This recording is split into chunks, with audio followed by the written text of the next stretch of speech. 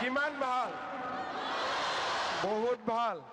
মোৰ লগত সকলোৱে একেলগে ক'ব, ভাৰত মাতা কি, ভাৰত মাতা কি, জয় বড়োহাৰিণী, জয় বড়োহাৰিণী, জয় আই অসম।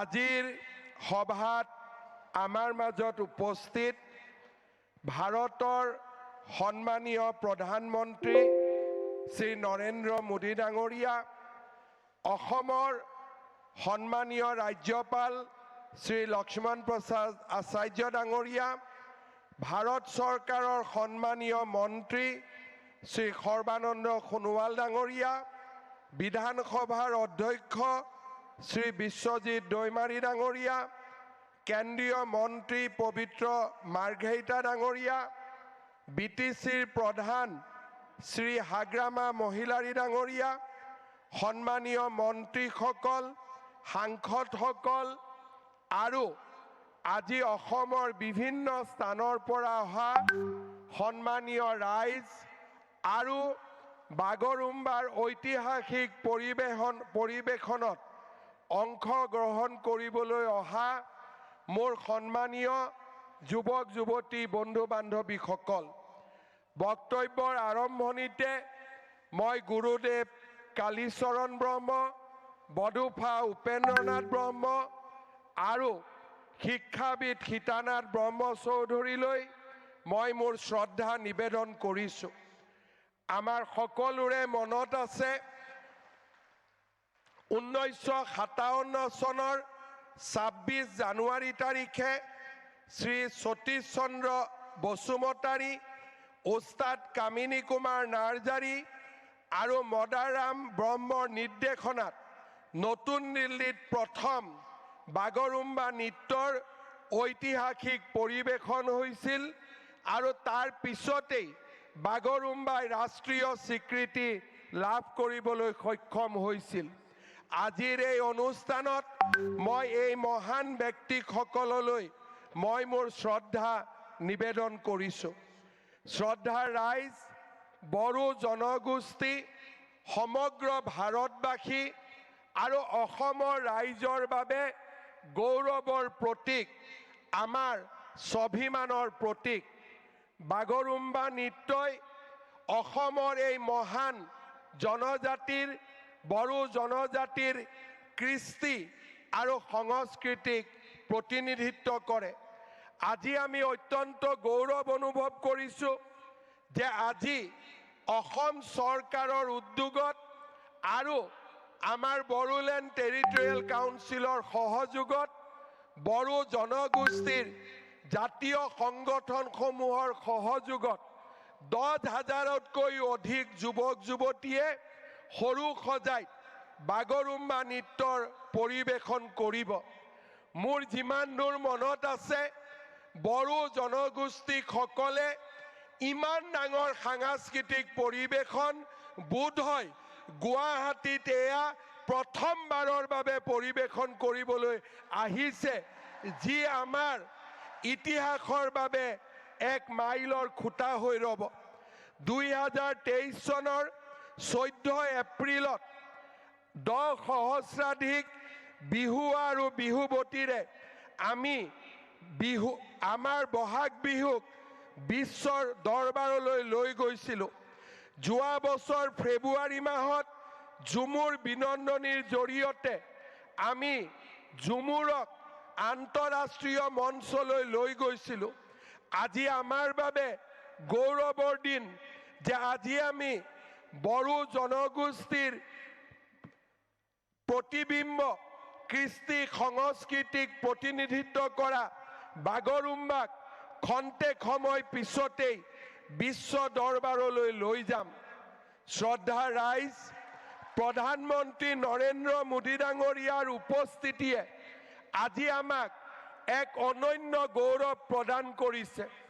যোৱা বছৰ প্ৰধানমন্ত্ৰী নৰেন্দ্ৰ মোদী ডাঙৰীয়াৰ নেতৃত্বত নতুন দিল্লীত বডুফা উপেন্দ্ৰনাথ ব্ৰহ্মৰ প্ৰতিমূৰ্তি স্থাপন কৰা হৈছিলে। নতুন দিল্লীৰ এটা পথ বডুপা উপেন্দ্ৰনাথ ব্ৰহ্মৰ নামত উৎসৰ্গিত কৰা হৈছিলে। হাগ্ৰামা মহিলাৰী ডাঙৰীয়াই উল্লেখ কৰিছে কি ধৰণে 2003 চনত BTC-লৈ স্থায়ী শান্তি উভতাই আনিবলৈ প্ৰধানমন্ত্ৰী বাজপেয়ী ডাঙৰীয়া আৰু 2020 চনত প্ৰধানমন্ত্ৰী নৰেন্দ্ৰ মোদী ডাঙৰীয়াৰ নেতৃত্বত শান্তি চুক্তি স্বাক্ষৰ হৈছিল। আজি বড়োলেণ্ড এটা শান্তিৰ দ্বীপলৈ পৰিণত হৈছে। BTCৰ নেতৃত্বত আজি লাহে লাহে বড়োলেণ্ড এখন উন্নত জীৱন্ত প্ৰাণৱন্ত এক অঞ্চললৈ ৰূপান্তৰ হৈছে। প্ৰধানমন্ত্ৰী নৰেন্দ্ৰ মোদী ডাঙৰীয়াই আমাক দিয়া বড়োলেণ্ড ৱেলফেয়াৰ কাউন্সিলৰ জৰিয়তে BTCৰ বাহিৰত থকা বড়ো জনগোষ্ঠীৰ লোকসকলৰো আজি আমি আশা আৰু আকাংক্ষা বাস্তৱত ৰূপায়িত কৰাৰ কামত আগবাঢ়িছো। মই বিশ্বাস কৰোঁ সংস্কৃতিয়ে মানুহৰ মাজত সমন্বয়ৰ সৃষ্টি কৰে। বাগৰুম্বাৰ এই প্ৰদৰ্শনে বড়ো জনগোষ্ঠীক আমাৰ অন্যান্য অসমত বাস কৰা জনগোষ্ঠীৰ ওচৰ চপাই লৈ আহিব এখন বৰ অসম আৰু এখন মহান ভাৰতৰ আধাৰশিলা স্থাপন কৰিব। মই অসমবাসী ৰাইজৰ হৈ পুনৰ এবাৰ আমাৰ প্ৰধানমন্ত্ৰী নৰেন্দ্ৰ মোদী ডাঙৰীয়াক ধন্যবাদ জনাম। আমি নিশ্চয় মনত ৰাখিম যে আমাৰ হাগ্ৰামা মহিলাৰী ডাঙৰীয়াই কোৱাৰ দৰে বিজেপি চৰকাৰৰ দিনতেই BTCৰ নিৰ্মাণ হৈছিল। বড়ো ভাষাক সংবিধানৰ ৮ম অনুসূচীত স্বীকৃতি দিয়া হৈছিল।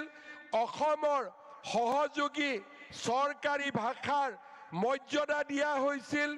BTC গঠন কৰা হৈছিল। বড়োলেণ্ড ৱেলফেয়াৰ কাউন্সিল গঠন কৰা হৈছিল।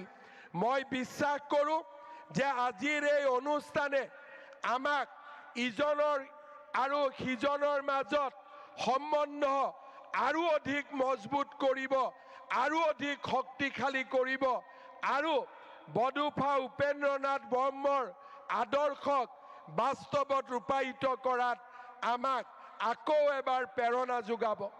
প্ৰধানমন্ত্ৰী নৰেন্দ্ৰ মোদী ডাঙৰীয়াৰ আজিৰ উপস্থিতিয়ে বড়ো জনগোষ্ঠীৰ সন্মান আৰু আমাৰ স্বাভিমানক এক নতুন পৰ্যায়লৈ লৈ গ'ল।